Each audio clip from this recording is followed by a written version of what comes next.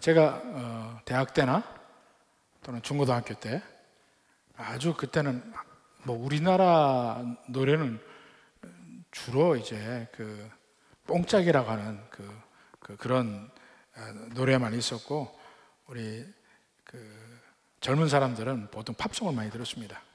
그러니까 팝송을 들었는데 그 중에 제일 최고로 인기가 있었던 거는 그래도 비틀즈였어요.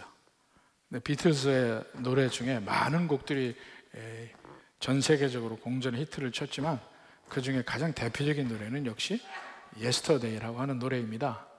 근데 그 Yesterday 그때는 그냥 분위기에 따라서 흥얼흥얼 했는데 그 가사를 보니까 참 재밌어요. 그 Yesterday란 그 내용의 가사가 뭐냐면, 어제까지 사랑하다가 오늘 실현당한 거야. 그것을 이제 시련의 아픔을 노래하는 것인데, 어제는, 그러니까 사랑하던 어제는 모든 문제가 내게 없는 것 같았어요. Every trouble seems so far away. 다 멀리 있는 것 같았는데, 오늘은 모든 문제가 다시 내게 머무르고 나를 짓누르고 나를 어둡게 하고 그런 날이 되었다는 거야. 그래서 그 어제를 회상하며 하는 노래가 Yesterday예요. 그러니까 한 사건으로 말미암아 그 전과 후가 이렇게 얼마나 엄청나게 바뀌는지를 보여주는 것이 Yesterday라는 노래였습니다. 근데 그것과 정반대의 일이 벌어진 것이 바로 부활절입니다. 예수님의 부활이 있기 전날과 그 후의 날은 완전히 바뀝니다. 그 예수님의 부활을 내가 예수님 믿음으로 말미암아 나의 부활로 받아들일 때 그 전과 후는 완전히 바뀌는 것입니다. 먼저 예수님에게 있어서 보면 모든 부끄럽고 추한 것이 영광으로 바뀌게 되고, 아름답지 못한 것이 아름답게 바뀌게 되고, 절망이 소망으로 바뀌게 되고, 약함이 강함으로 바뀌게 되고, 어두움이 광명으로 바뀌게 됩니다. 예수님이 부활하셨습니다. 바로 이것이 예수님의 모든 삶도 바꾸었고, 이스라엘도 그 예수님과 함께 했던 제자들의 삶도 바꾸었고, 그 이후에 모든 예수님 믿는 사람들의 삶을 완전히 바꿔놓게 됩니다. 근데 다 바뀌는데 구체적으로 그 중에 특히 우리 믿는 사람들에게 바뀌는 것이 몇 가지가 확실하게 했는데, 그것을 다시 한번 생각해 봅시다. 먼저 사물들이 바뀌는 게 있습니다. 가장 대표적인 예가 십자가. 십자가는 그 전까지만 해도 사람을 가장 고통스럽게 죽이는 도구였습니다. 그리고 이것이 얼마나 치욕스러운지 모든 사람 앞에서 당하는 십자가예요. 그 골방에서 사형당하는 게 아닙니다. 이 치욕스러운 형은 로마 시민들은 받지 않았습니다. 아무리 극악무도한 죄를 저질러서 사형을 당한다 하더라도 로마인들은 십자가형을 받지 않았습니다. 이방인들, 노예들, 반란자들, 이런 사람들만 십자가형을 받았으니까 이것이 얼마나 부끄럽고 고통스러운 형벌인가 하는 걸 알 수가 있습니다. 근데 예수님은 바로 그것을 다 알면서도 그곳에 가십니다. 가장 부끄러운 죽음을 맞이했다는 의미입니다. 그래서 사실 그 당시에 스캔달은 부끄러운 일들이죠. 그리스도가 십자가에 못 박혔다는 사실입니다. 그것을 그 당시 유대인들은 받아들일 수가 없어요. 그리스도가 십자가에 못 박혔다고? 가장 창피한 일, 가장 저주스러운 일, 십자가와 그리스도라는 그 영광의 자리가 어떻게 함께 있을 수 있을까? 그것을 이해하지 못하고 받아들이지 못하게 됩니다. 그러니까 초대교회 성도들이 복음을 증거할 때 이것이 걸림돌이 되었습니다. 우리를 구원하실 구세주를 소개할게. 그 어떤 사람인데? 십자가에 못 박혀 돌아가셨어. 왜? 이렇게 됩니다.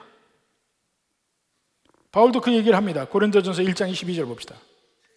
유대인은 표적을 구하고 헬라인은 지혜를 찾으나 우리는 십자가에 못 박힌 그리스도를 전하니. 십자가에 못 박힌 그리스도, 이것이 말이 안 됩니다. 십자가와 그리스도는 서로 함께 공통분모가 전혀 없어요.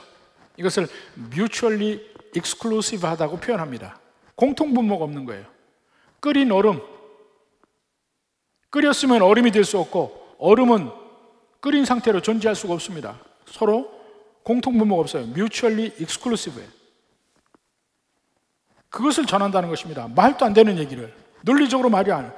십자가에 못 박힌 그리스도를 전하니, 그래서 유대인에게는 거리끼는 것이요 이방인에게는 미련한 것이라. 끓인 얼음이라 말을 하니 미련하게 보이죠. 절대로 그럴 수 없다는 얘기입니다. 그런데 예수님의 부활이 그 모든 것을 바꿉니다. 십자가의 의미를 바꿉니다. 이제 더 이상 십자가는 부끄러운 게 아니에요. 부활로 가는 지름길입니다. 그 십자가의 길을 지나가야 부활로 가는 것이죠. 죽음이 있지 않고 어떻게 부활이라는 말의 의미가 있을 수가 있습니까? 그렇게 보니까 십자가가 부끄러움이나 연약함이 아니고 오히려 거기에 영광이 있고 능력이 있고 권능이 있는 겁니다. 승리의 상징이 된 겁니다. 그래서 제일 먼저 사복음서 중에 제일 먼저 초기에 썼던 마태복음, 마가복음, 누가복음에는 나타나지 않는 마지막에 가장 신약성경 중에 마지막에 쓰여졌던 책 중 하나, 요한복음에는 십자가가 영광의 자리, 예수님이 영광의 자리에 오르셨다, 그것이 바로 십자가를 얘기합니다. 완전히 부활을 통해서 그 모든 것이 바뀝니다. 그래서 그 다음부터 바울은 십자가를 자랑하기 시작합니다. 자, 고린도전서 2장 2절 봅시다. 내가 너희 중에서 예수 그리스도와 그가 십자가에 못 박히신 것 외에는 아무것도 알지 아니하기로 작정하였다. 가장 귀한 것이야, 예수님과 그의 십자가 못 박히신 것. 갈라디아서 6장 14절. 그러나 내게는 우리 주 예수 그리스도의 십자가 외에 결코 자랑할 것이 없으니. 사실 바울이 이 세상적으로 보면 자랑할 게 너무 많은 사람입니다. 그야말로 그는 성골 중에 성골이었어요. 유대인 중에 베냐민 지파요. 학문들이 이야기하면 가말리엘 문화라, 오늘날로 이야기하면 나는 하버드 출신이다 하는 거 똑같아요. 가말리엘 문화라, 자랑할 것이 많은 사람, 그리고 바리새인 중에 바리새인으로 율법을 지키려고 노력했던 사람입니다. 그런데 그 어떤 것도 바울에게는 자랑이 될 수 없고 오직 그의 자랑은 십자가에 못 박히신 예수 그리스도, 그 그리스도의 십자가만 자랑한다. 그래서 그 뒤에 보면 그리스도로 말미암아 세상이 나를 대하여 십자가에 못 박히고 내가 또한 세상에 대하여 그러하다. 이제 세상 것 찾지 않겠다는 얘기입니다. 오직 십자가만 찾겠다. 드디어 십자가의 의미가 완전히 바뀌어서 이제는 우리가 대놓고 십자가 목걸이도 차고 어디든지 십자가를 대놓고 있는 것이 바로 십자가가 이제는 우리의 자랑거리가 되었습니다. 옛날 예수님의 십자가에 달리시고 부활하시기 전에는 십자가는 창피한 거였어요. 지금은 자랑스러운 거예요. 승리의 상징이에요. 무덤도 마찬가지예요. 무덤이란 우리의 죽음을 보는 겁니다. 연약함의 상징입니다. 결국 모든 사람들은 그 무덤에 갇히게 되어 있습니다. 도망갈 수 없어요. 영원한 감옥이에요.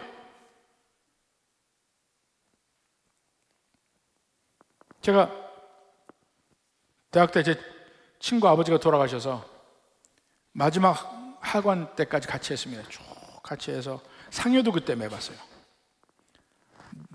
논길, 좁은 한 사람만 다니는 논길에 양쪽으로 상여 맨 사람이 이렇게 해서 논길을 지나갑니다.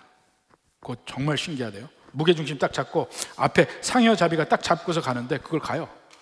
그러면서 마지막에 하관을 하는데 그 집은 가난해서 관도 없었어요. 그냥 아버지를 이 흰 천으로 감아서 이제 땅에 묻는데 첫 삽을 뜰 때 그렇게 그 아들들이 오열을 하면서 울더라고요. 다시는 그 아버지가 거기서 나오지 못하잖아요. 그게 무덤이에요. 근데 예수님이 부활 때 그 무덤은 어떤 것이냐면 무덤이 비어 있어요. 여기 흰 옷 입은 한 청년, 아마 천사일 겁니다. 선포합니다. 그가 살아나셨고 여기 계시지 아니하니라. 보라, 그를 두었던 곳이니라.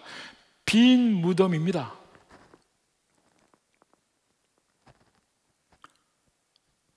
석가도, 마호메트도 무덤이 있어요. 무덤이.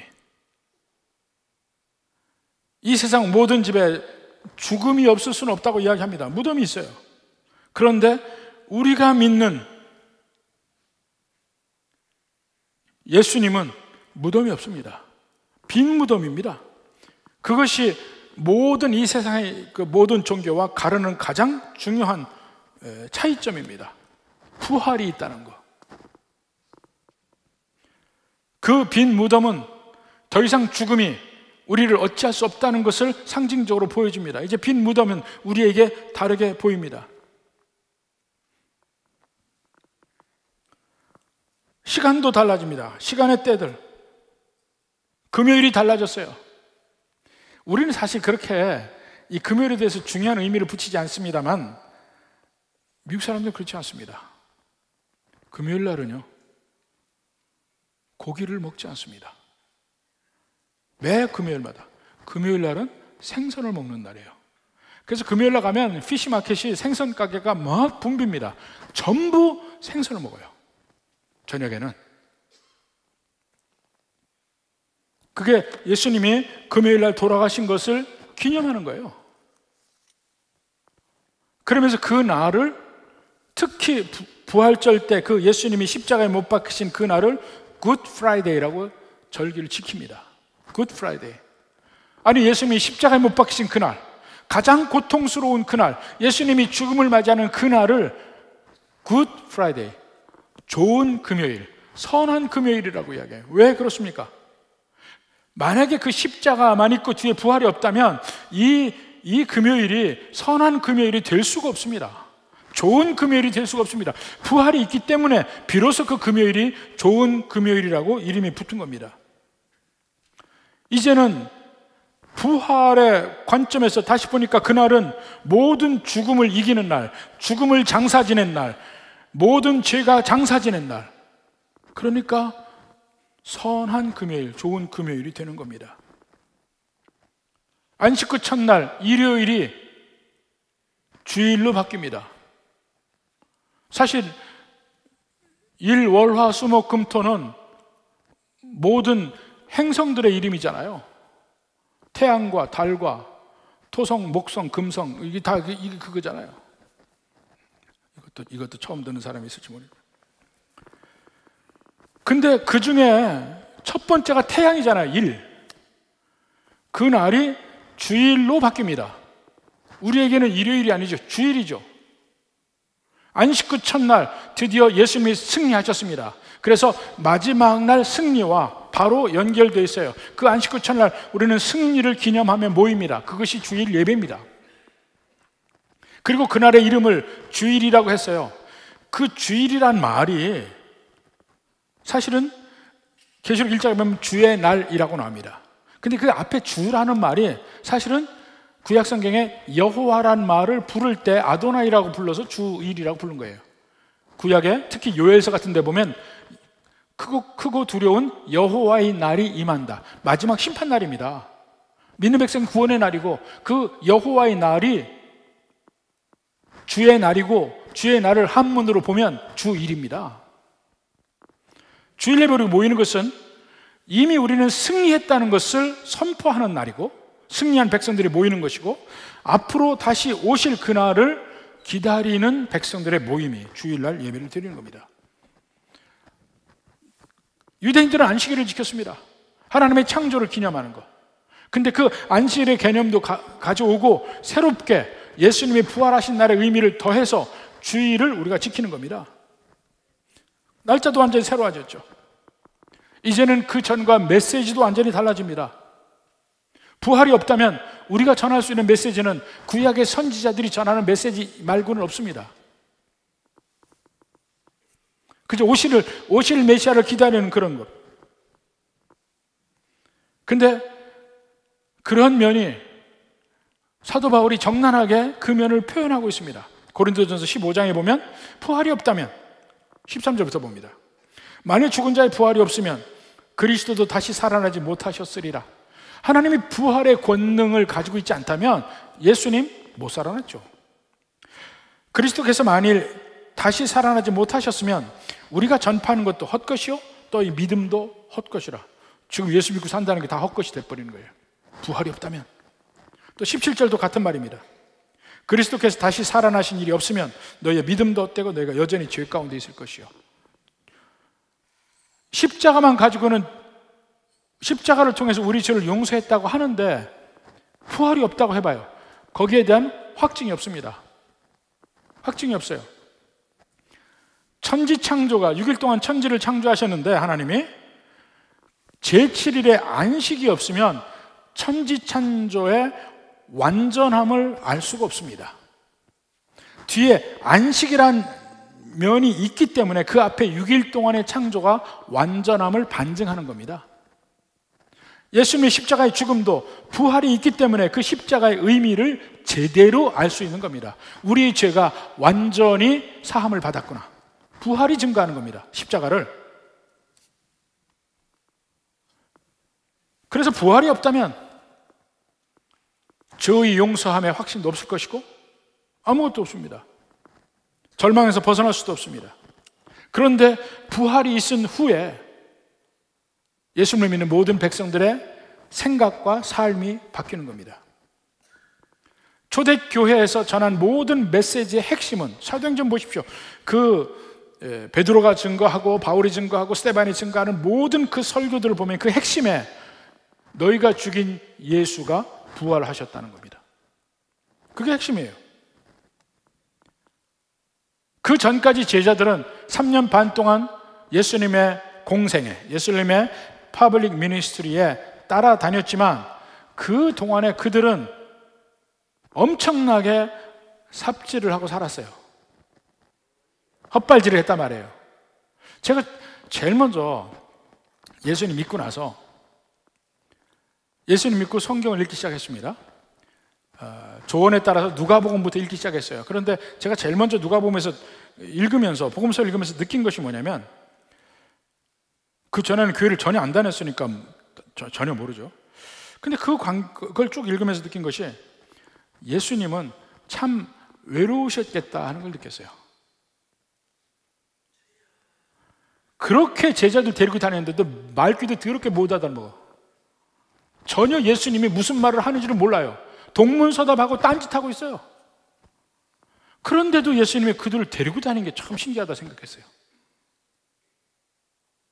그만큼 제자들에게는, 그들의 생각은 오직 이스라엘을 회복해서 내가 예수님 옆에서 높은 자리를 한번 차지해볼까, 그 생각.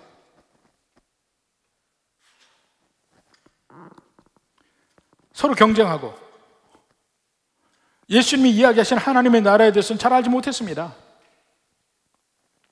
그들이 예수님의 십자가에 못 박혀 돌아가신 때도 자기들도 죽을까 봐 겁내 있었습니다. 자기들끼리 모여서 문도 걸어 잠그고 겁내 있을 때 부활하신 예수님이 그들에게 나타나시는 거예요.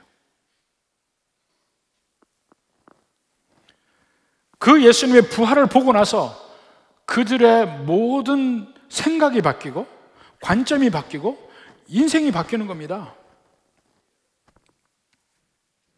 예수님이 부활하셔서 40일 동안 그들과 함께 있으면서 그들에게 보여주시고 부활의 확실함을 보여주시고 마지막에 승천하시기 전에 명령합니다. 마태복음 28장 20절, 마태복음 제일 끝에 보면 내가 너에게 분부한 모든 것을 가르쳐 지키게 하라. 볼지어다 내가 세상 끝날까지 너희와 항상 함께 있으리라 하시니라. 항상 함께 있으리라. 예수님의 부활이 없으면 믿을 수 없는 말이죠. 부활하신 예수님이, 이제는 영생하신 예수님이 내가 너희와 항상 함께 있으리라. 그것이 그들에게는 힘이 되고 능력이 되는 겁니다. 그래서 인생이 바뀌어요. 그 제자들 인생 바뀌는 거 보십시오. 연약한 제자, 무지한 제자에서 이제는 강력하게 복음을 증거하는 제자로 바뀝니다. 그것이 사도행전의 역사죠. 그들은 오직 이스라엘 나라의 회복만을 바라보다가 이제는 세상 전체를 바라보는 인생으로 바뀝니다. 그래서 제자 중에 이 가나안 땅 안에서 죽은 제자는 첫 번째 야고보밖에 없어요. 헤롯 왕에게, 헤롯 아그리빠에게 죽은 그 야고보, 제일 처음에 순교자, 사도 중에 그 사람밖에 없습니다. 나머지는 전부 밖에 나가서 전도하다가 죽습니다. 마지막 사도 요한 빼놓고, 사도 요한은 에베소에서 죽었지만 세상을 바라보게 됐습니다. 그들은 자기 인생을 돌아보지 않아요. 이제는 참된 소망 속에서 살아가는 것입니다. 예수님이 그들에게 명령했거든. 승천하실 때. 누가복음 24장 봅시다. 48절. 너희는 이 모든 일의 증인이라. 볼지어다 내가 내 아버지께서 약속하신 것을 너에게 보내리니, 성령이시죠. 너희는 위로부터 능력이 필 때까지 이 성에 머물라 하시니라. 예수님이 40일 동안 부활하셔서 40일 동안 생활하시다가 40일째 승천하시면서 여기 머물고 능력이 피울 때까지 머물라 했습니다. 그들이 예루살렘의 마가의 다락방에서 열흘 동안 기도합니다. 열흘 만에 성령 임하죠. 오순절, 예수님이 십자가 못 박히신 지 50일 만에 성령 임합니다. 오순절이에요. 그때부터 복음을 증가하기 시작합니다.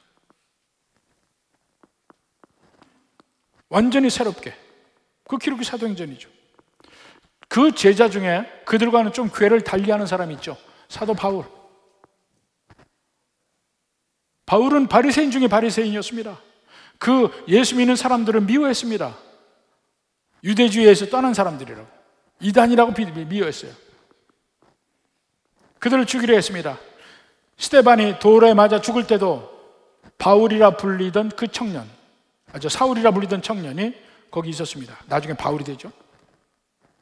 그는 계속해서 그들을 잡기 위해서 다메섹으로 갑니다. 다메섹으로 가는 중에 부활하신 예수님을 만나고 그의 인생은 완전히 바뀌죠. 그 전에 미워했던 그리스도인들을 사랑하게 되고, 그 전에 사랑했던 모든 그 전에 율법주의적인 면을 이제는 미워하게 되는 완전히 바뀐 새로운 인생을 살게 됩니다. 그가 선포한 대로 그리스도 안에서 그는 완전히 새로운 피조물이 됩니다. 무엇 때문에? 부활하신 예수님을 만난 뒤부터. 이게 그냥 십자가에 못 박히시고 끝난 게 아닙니다. 부활의 예수님을 만나야 됩니다. 부활이 전제가 될 때 죽음도 우리에게 새로운 의미로 다가오기 시작합니다. 부활을 믿는 백성들에게 죽음은 어떤 의미입니까? 아무것도 아닌 거예요. 자, 고린도전서 15장 55절 봅시다. 사망아, 너희 승리가 어디 있느냐? 사망아, 내가 쏘는 것이 어디 있느냐? 이제는 죽음이 나를 어찌할 수 없다는 거야. 예수님이 부활하신 첫 번 부활절날 그것이 선포됐습니다. 사망아, 네가 승리했냐? 네가 쏘는 것이 뭐냐?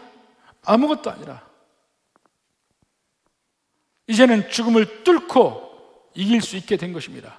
이 세상의 모든 인생은요, 아무리 잘 살아도 아무리 성공해도 그 죽음이라는 것을 넘어설 수가 없습니다.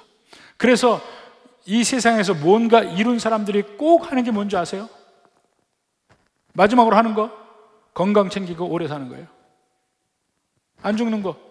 진시황제가 마지막 추구한 게 불로초 구하는 거 아니었습니까? 이 세상에서 뭔가 이러면 오래 가고 싶은데 그 죽음의 문턱을 못 넘어. 그리스 신화에 그 헤라클레스의 기둥들이라는 게 나옵니다. 그 Pillars of Hercules라는 것인데, 이것이 어디에 있었냐면 이 지브랄터 해협 있죠. 대서양과 지중해가 만나는 좁은 해협. 그 북쪽과 남쪽, 양쪽 다 스페인 땅이에요. 이 아프리카 쪽에 서쪽은 모로코지만 아프리카 쪽에 올라온 곳에 동쪽은 지금도 시우다스라고 스페인 땅입니다. 거기하고 지브랄타가 바위 끝이 있어요. 거기하고가 양쪽에 헤라클레스의 기둥이 있었다는 거예요. 근데 그 기둥이 뭐냐면 그 전까지만 해도 그 고대 사람들의 생각 속에, 서양 사람들의 생각 속에는 세상은 지중해에서 다 이루어져요. 그래서 스페인은 세상의 끝이었어요. 그러니까 바울도 서바나로 간다는 것이 세상 끝으로 간다는 의미였어요. 근데 그 스페인 끝에 마지막 문처럼 생긴 해협이 있는데 그게 지브랄타 해협이에요. 그걸 넘어가면은 뭐 고대 뭐 어틀란티스가 있다 뭐 이렇게 얘기하는데 거기는 죽음의 신이 있어요. 그래서 그 허큘레스의 기둥에 뭐라고 써 있냐면 non plus ultra라는 말이 써 있습니다. non plus ultra, no more beyond라는 말이에요. no more beyond. 여기가 끝이고 이 이상은 없다라는 것이 적혀 있었습니다. 근데 그걸 뚫은 사람이 있어요. 콜럼버스. 스페인이 합해진, 통합된 이후에 그 필리페의 부인인 이사벨 여왕이 콜럼버스에게 허락을 해서 대상으로 갑니다. 신대륙을 발견합니다. 그 콜럼버스가 신대륙을 발견한 이후부터 그 non plus ultra라는 말에서 앞에 non이라는 게 부정어거든요. 그걸 빠져요. 플러스 울트라. no more beyond가 아니고 more beyond라고 말이 바뀌어요.